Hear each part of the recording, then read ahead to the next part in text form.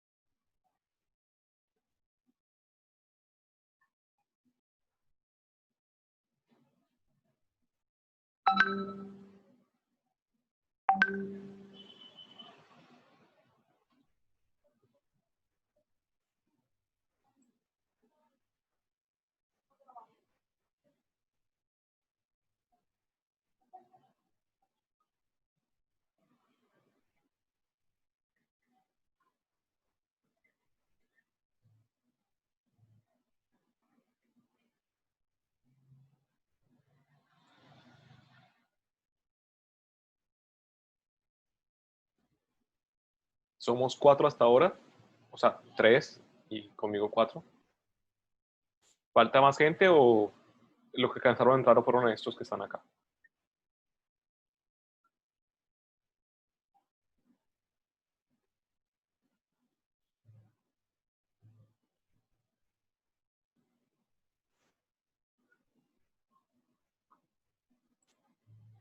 Henry, cuéntame, ¿cuántas personas estimamos para esta reunión? Para saber si empezamos ya o todavía esperamos al resto que está entrando.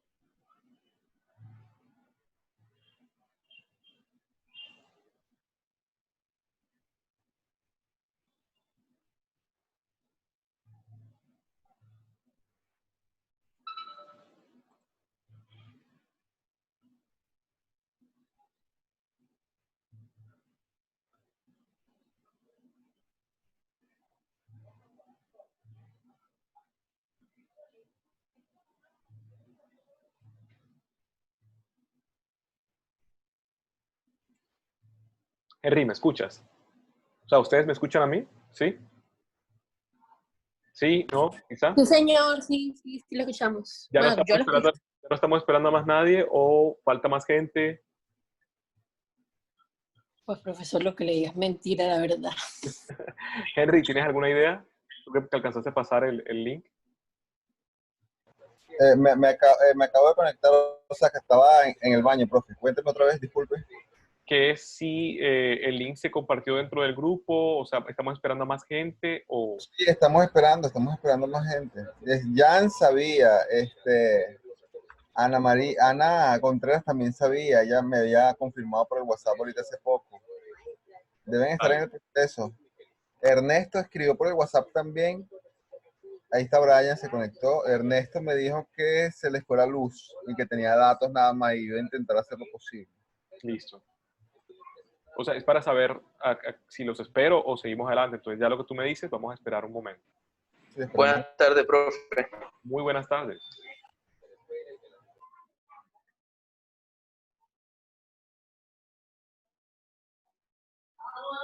Profe, a mí de pronto se me corta la llamada porque no hay luz y tenía el teléfono cargando bajito, entonces, con la carga bajita, entonces lo conecté aquí al computador mientras el computador tiene vida y ajá.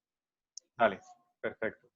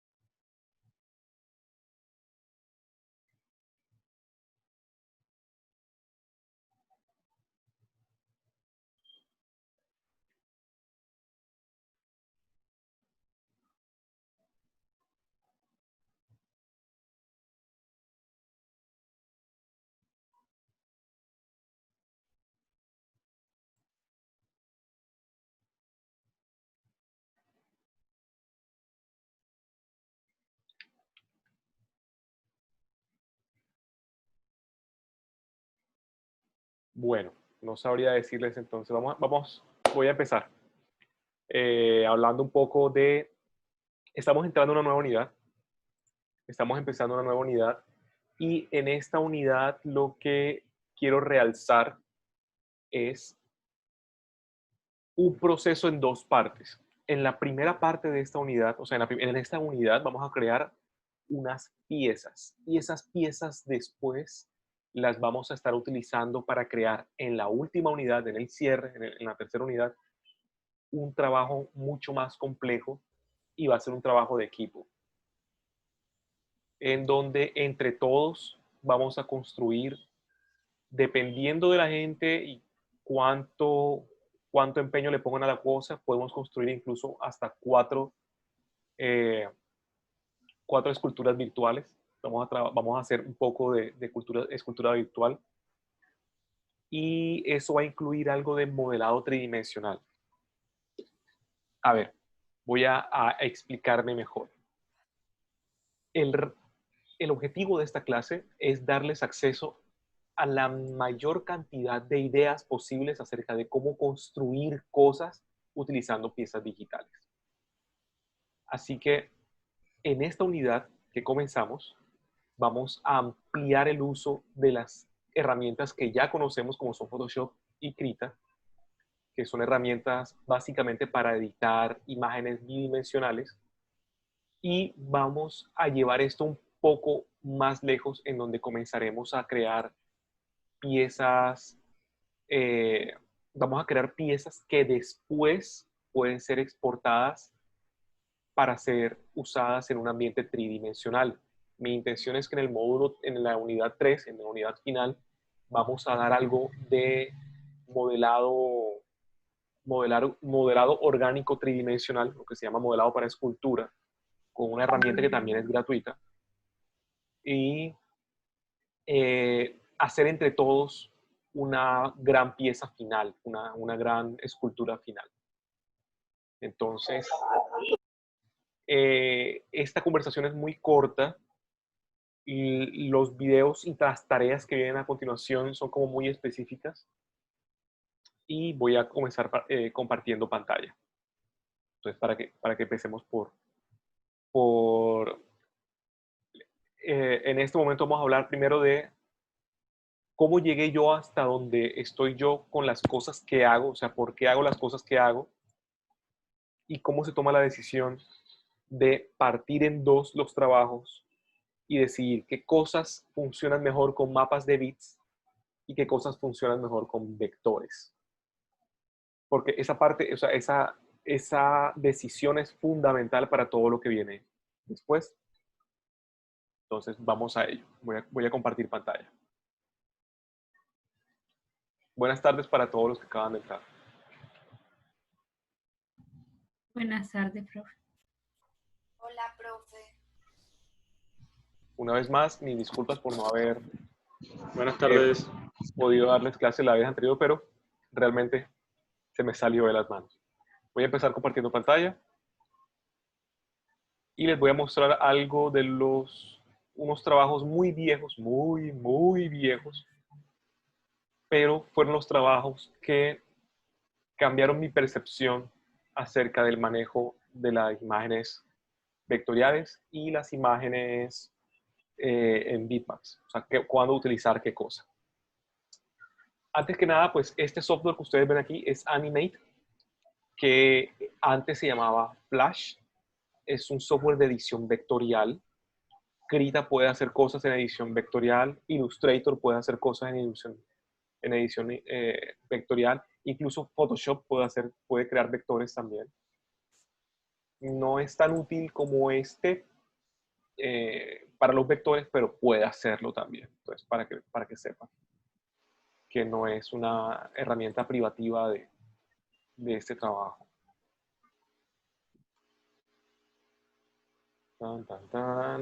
Aquí tenemos un menú. Esta es una pluma. Esta pluma, no sé cuántos manejan aquí, pero que me digan de una vez, ¿cuántos aquí manejan ya Photoshop y conocen algo de herramienta y los vectores de lo que es Bezier? Yo lo manejo. Bueno, entonces, ¿quién no? para saber si me detengo aquí o sigo de largo y explico las otras cosas. ¿Quién no, profe? Yo no tengo ni idea. Yo tampoco. Yo Dale. medio. Listo. Entonces voy a hacer un pequeño repaso. Todo esto que estoy mostrando va a ser, hay un video que ya está siendo trabajado, no se ha podido montar porque pesa 400 megas, entonces ha sido un poquito difícil con mi internet actual, pero ya está montado, que es un video que habla de cómo funcionan los vectores. Listo. La diferencia fundamental entre los vectores y los bitmaps es el momento de la interpretación de la imagen. Ahorita voy a hablar un poco más de esto.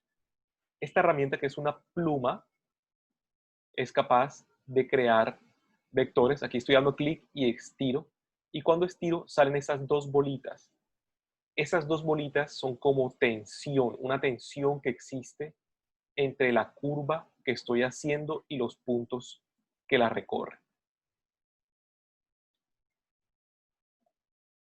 Entonces, esto que estoy creando es un vector, una herramienta vectorial. Y se crea usando esos punticos que cuando hago clic y estiro, crean una curva. Si solamente hago un clic y luego otro clic y no estiro, él crea una línea más recta. Entonces, esto que acabo de crear ahora mismo es un vector. La diferencia entre un vector y un bitmap normal es que yo en un bitmap, por ejemplo, con este lapicito puedo dibujar un bitmap. Se van a dar cuenta, si alcanzan a ver los puntos, los píxeles. Sí, se cortan. Perfecto. Esos píxeles existen porque cuando tú trabajas sobre bitmaps, vamos a crear aquí un mapita pequeñito. Voy a crear un píxel. Digamos que este es un píxel. Y este de aquí al lado es otro píxel. Y este es otro píxel. Y luego otro píxel. Si quiero comenzar a crear una curva, tengo que comenzar a bajar.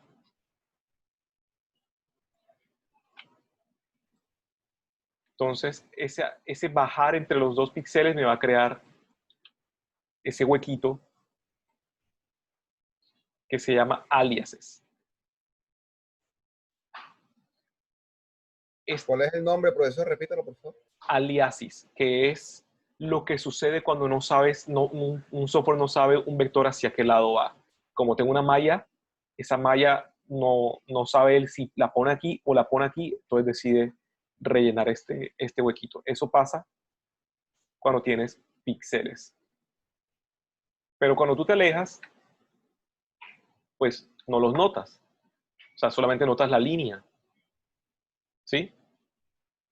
Y aquí es donde viene la magia. Esta parte, este momento aquí es donde las cosas se vuelven mágicas cuando trabajas con vectores. Cuando tú trabajas con un vector, todas las cosas que tú creas eventualmente son píxeles también, ¿cierto? Es decir, todo lo que Profe, una qué pena pantalla- interrumpir. Andrea, que está solicitando entrar a la... Listo, ya la dejo entrar.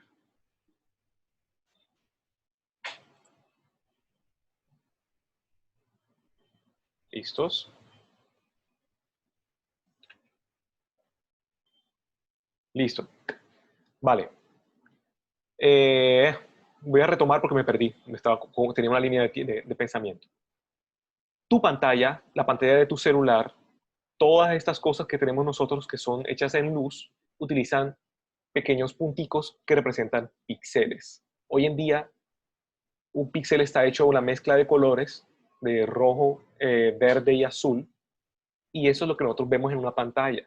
Es decir, todas las cosas al final son píxeles. Cuando tú trabajas en Photoshop, estás creando un píxel. Cuando tú trabajas en un programa de vectores, también estás creando un píxel. ¿Cuál es la diferencia entre una cosa y otra? Que cuando tú trabajas con un mapa de bit, el mapa de bit tiene que usar la resolución, es decir, la cantidad de cuadritos disponibles en una imagen para dibujar lo que tú estás haciendo.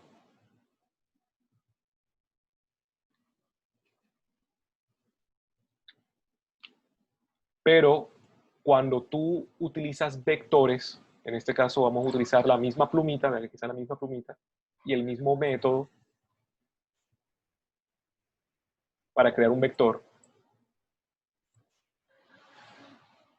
Cuando tú creas este vector está creando píxeles.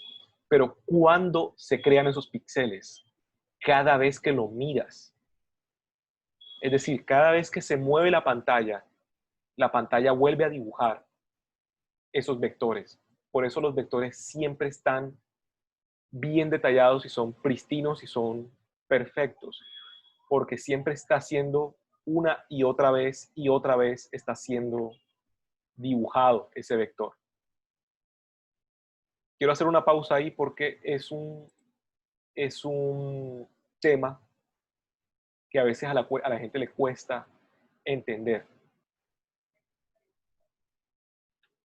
¿Tienen algún problema con eso? De que un vector se dibuja una sola y otra vez él mismo cada vez que lo ves. O sea, el programa lo va como decir calqueando en cada momento, es así. Bueno, los vectores, El ¿qué son? caso. Vamos para atrás un poquito y vamos a hablar de qué es un vector. Un vector no es más que una fórmula matemática que representa, ciérrate el micrófono. Gracias. Tengo esta línea. Esta línea, que es un vector, está definida por un punto de partida que se ve en azul clarito y un punto de llegada. ¿Sí? Entonces, él calcula la distancia entre un punto y otro y genera una línea. Eso lo hace una vez y luego, si me acerco, lo vuelve a hacer y lo vuelve a hacer y lo vuelve a hacer. Cada vez que me acerco, lo hace. Lo que significa que el vector siempre va a tener una línea bien definida.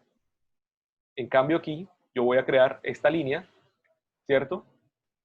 Y vean que él tiene que pintar tratando de hacer la misma línea y eso solamente lo hace una sola vez. Ese dibujo lo hace una sola vez y se rellena y puedes acercarte a él, puedes modificarlo, pero siempre va a ser el mismo espacio que ocupe esa información. Aquí tenemos un ejemplo en esta cuadrícula que ustedes ven acá. Estos son punticos, punticos, punticos, es como si fueran píxeles. ¿Sí? Una vez dibujados estos pinceles, ya no cambian de posición y siempre se van a ver así. En cambio, en los vectores, cuando tú creas un vector, el vector es dibujado cada vez que tú lo representas en una pantalla. ¿Cuándo deja de pasar eso? Cuando lo exportas. Cuando tú exportas un vector y se convierte en otra imagen, una imagen de bitmap, entonces todos los cuadritos ya ocupan su posición y ya no vuelven a ser dibujados. Ahora, para que entiendan un poco de cómo funcionan los vectores, estos punticos que ustedes ven acá, que son los puntos de tensión, antes existía una cosita llamada estándar P-line o estándar, vamos a escribir aquí para que quede como clarito. Antes escribí una cosa llamada splines. De pronto la verán por ahí en alguna parte, en algún software. Verán que dice spline. Spline significa Standard Point Lines, líneas de puntos estándar. ¿Qué significa eso? Que si tú antes en un software, cualquier software, querías dibujar un vector, entonces lo que hacías era dibujar un punto, otro punto, otro punto, otro punto. Y la línea era definida por la distancia intermedio entre esos puntos. ¿Qué era lo malo de eso? Que si tú querías editar la línea, tenías que mover cada punto. O sea, cada puntico era un puntico que tenías que editar. ¿Sí? Entonces era muy tedioso porque entre más definida era la línea, más puntos tenía y por lo tanto más difícil era editarla. Pero gracias a una matemática de un tipo conocido como Bézier, de apellido Bézier, por eso se llama así, se creó este tipo de matemática en donde tú puedes usar simplemente dos puntos, que son estos dos puntos que tenemos aquí en las esquinas, y con estos dos puntos defines toda una curva, porque cada punto tiene algo que se llama una línea de tensión, que es este puntico que está aquí. Entonces, si yo modifico la línea de tensión, modifico la curva. Y solo estoy usando dos puntos. Tengo menos información, pero tengo más control para crearla. Y así fue como se crearon los vectores que manejamos hoy en día, que tenemos hoy en día. Los vectores que conocemos están compuestos de dos partes. Una es la línea o borde y otra es el relleno. ¿Sí? Entonces, por eso puedo tener, aquí tengo una línea y tengo un color de relleno. Esos son dos partes diferentes que componen un vector. En este software, por ejemplo, puedo fácilmente separar los dos.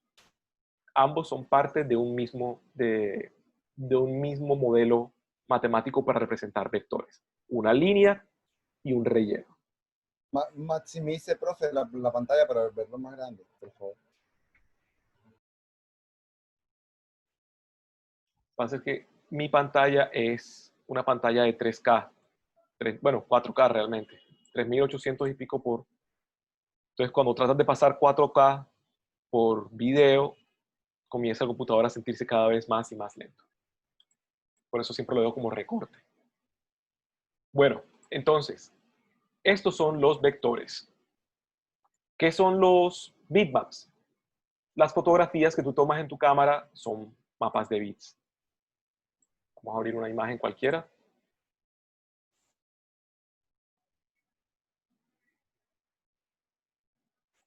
Vamos a abrir esto. Esto es algo en lo que estoy trabajando. Entonces, estas cositas que tú ves aquí son pedazos de una misma imagen. Y son bits. Lo que significa que si me acerco a ellas y les hacemos zoom, alcanzan a verse la cuadrícula. Alcanzan a ver la cuadrícula, ¿cierto? ¿Alguno de ustedes me está llamando a través del celular? ¿No? No tengo más participantes ahora mismo, nomás tengo 15. Vale. Bueno. Entonces, estos son los mapas de bits. Son muy rápidos. Es muy rápido dibujar en esto. Tú puedes coger tu brocha y dibujar información muy rápidamente. ¿Por qué, profe, utilizó Photoshop para hacer eso? Bueno, de hecho, no lo...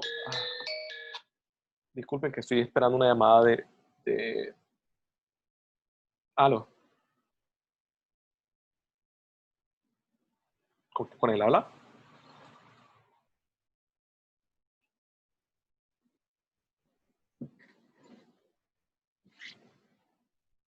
Sí, dame un segundo, por favor.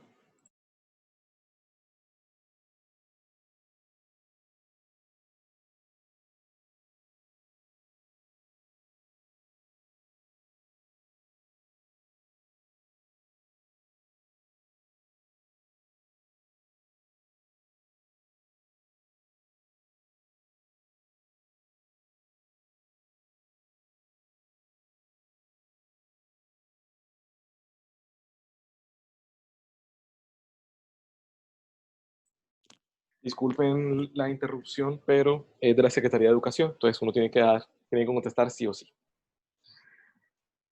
Bueno, este trabajo es para hacer un storyboard, se hizo un storyboard con este trabajo. Y se eligió esto porque la persona que ayudó a dibujar esto, que es el profesor Carlos Julio, dibuja muy, muy, muy rápido usando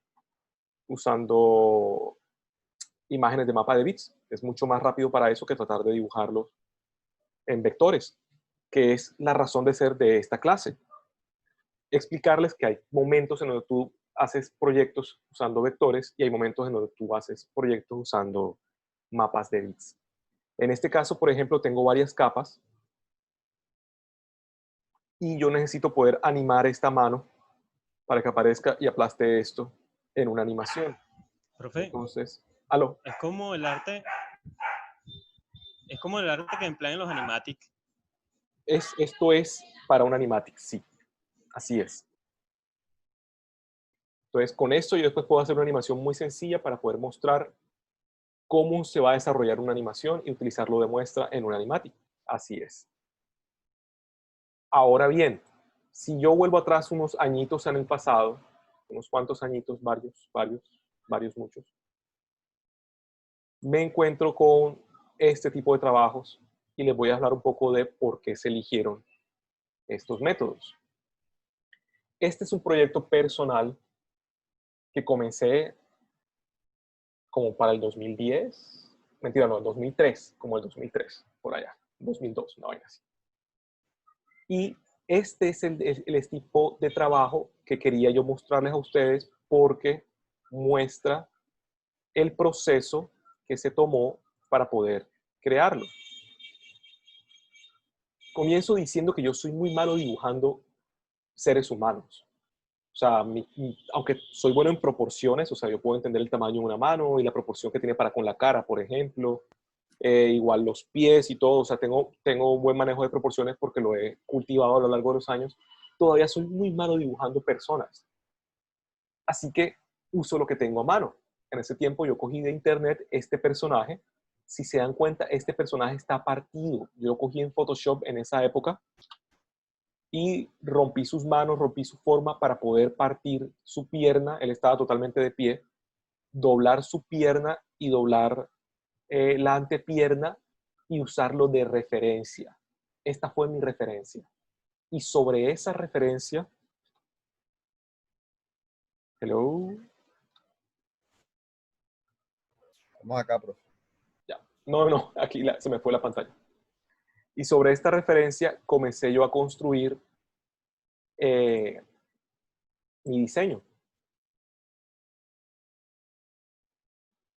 Entonces, vean lo que sucede aquí. Comencé recortando este brazo de otro lugar para poder utilizarlo en lugar del que había utilizado y dije, bueno, este es el espacio más o menos, este es el tamaño más o menos, y comencé a esbozar con vectores estas formas que yo quería de una idea que tenía en mi cabeza. Había leído un libro que se llama Tropas del Espacio, del cual han hecho películas y series y cosas al estilo, pero realmente nada como el libro. En el libro es fantástico y en el libro los soldados de ese libro, de una historia militar, usan unas armaduras externas, unos exoesqueletos. Se llama infantería móvil. Y me pareció fantástico el concepto. En ese tiempo yo estaba como que, wow, qué cosa increíble poder hacer algo como eso. Y comencé a construir pieza por pieza. Profe, perdone, es que María le está pidiendo entrada. Listo. Gracias. Yo creo que no he podido tomar, espérense un segundito, no he tomado una sola. Que alguien por favor vaya tomando ¿Sabe qué me pantalla. hace recordar eso, profe? Dígame. ¿Usted ha visto o más bien, usted ha leído La Casa de los Metabarones? Sí, claro. Bueno, pero en ese tiempo yo no lo conocía a él. Yo no conocía nada de su trabajo. Tiene un estilo muy similar a La Casa de los Metabarones. Yo no lo conocía y cuando lo conocí y me leí toda la saga de sentada, por ahí la descargué y la bajé para leerla de nuevo estos días. Pero sí, o sea, esa mezcla entre orgánico, mecánico, me gustaba mucho en esa época. He pasado mucho, pero de esa época era como ese el tiempo. Entonces, fue así como comencé usando una base en Photoshop, porque ese personaje lo cogí y lo corté en Photoshop, y luego lo utilicé como base para la construcción de las piezas en vector. ¿Por qué en vector? Porque en el vectorial yo puedo acercarme a esto todo lo que quiera y darle todo el detalle que yo quiera, y las agrupaciones de las piezas funcionan súper bien. Yo puedo poner aquí, por ejemplo, un eje y luego mover las piezas. Si ven que fue creando por la parte de abajo fui calcando y encima fui creando las piezas. Y fue así como terminé creando este personaje. Utilicé esa paleta de colores en ese momento. Y ese es como el proceso que llevé.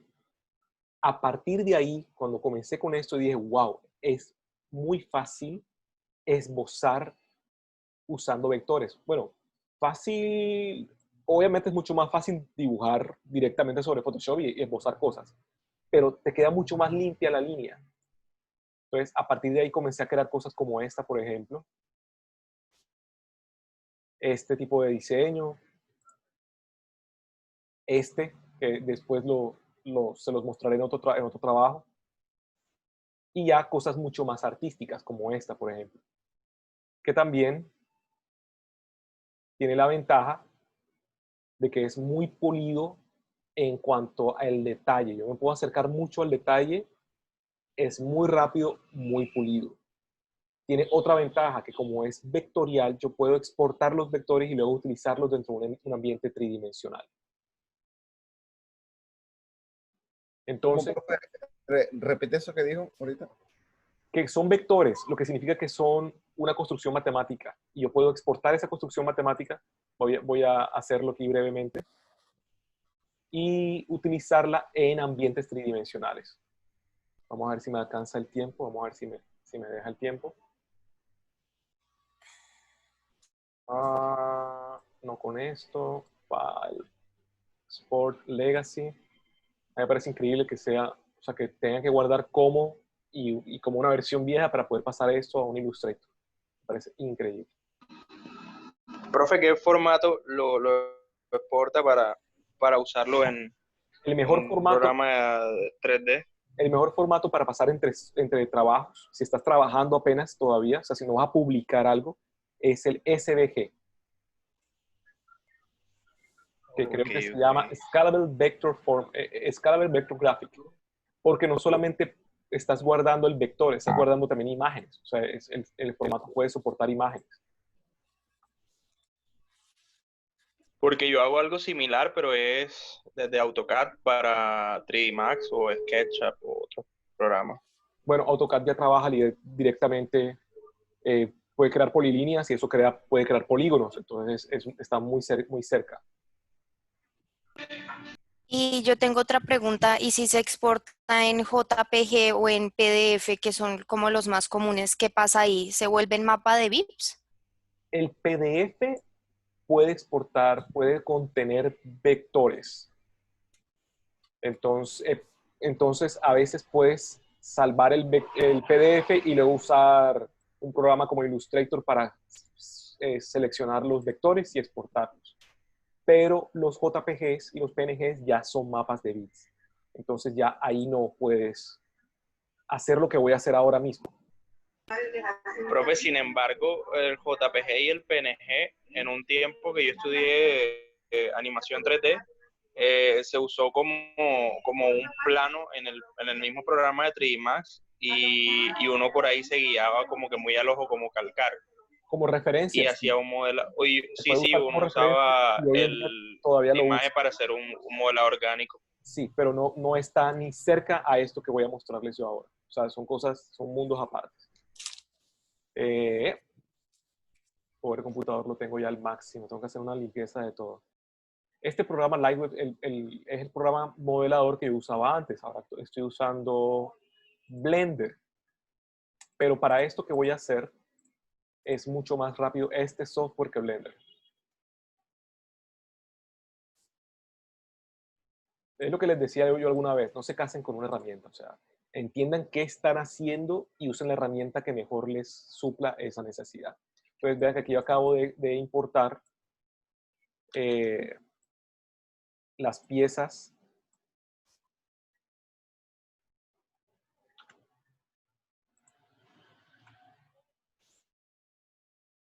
Vamos a poder ver aquí rápidamente, porque ya estamos como contrarreloj. ¡Pam!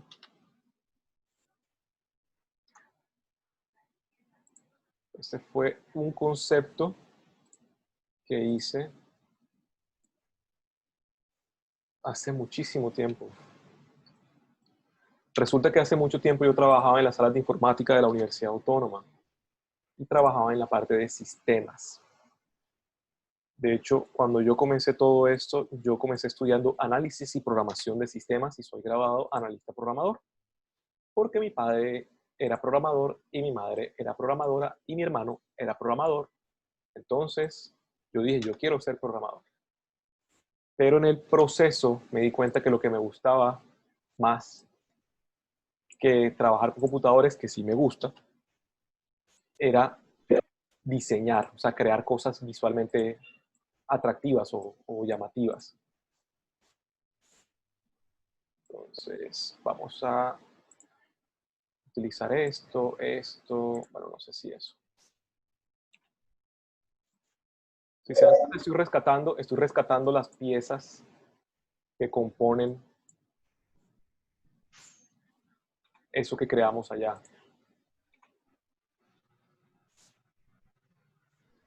Tun, tun, tun, tun. Yo creo que esto, y esto, y esto, y esto me sirven. Listo. Digamos que este es, o sea, si me dedico puedo limpiarlo mejor. Pero el todo de esto es que esto cuando se creó era pensando en que esto iba a convertirse en un modelo para una nave. Entonces ya aquí tengo como la base para comenzar a crear esa nave, que además no era una nave cualquiera, sino que era una nave que se convertía, o sea, para aterrizar la nave se convertía y terminaba convirtiéndose en una araña. Para todo el que me conoce sabe que yo soy fanático de los artrópodos y de todo lo que son las arañas. Esa vaina para mí me parece... O sea, nosotros en la escala evolutiva estamos como que bien atrás. Entonces, Uy, esta era la idea original coño, ¿qué le pasa? de esto. Voy a sacar esto aquí. Se da cuenta que es muy rápido el proceso en el que puede uno pasar de una idea, por favor, el que desactiva el micrófono por ahí atrás.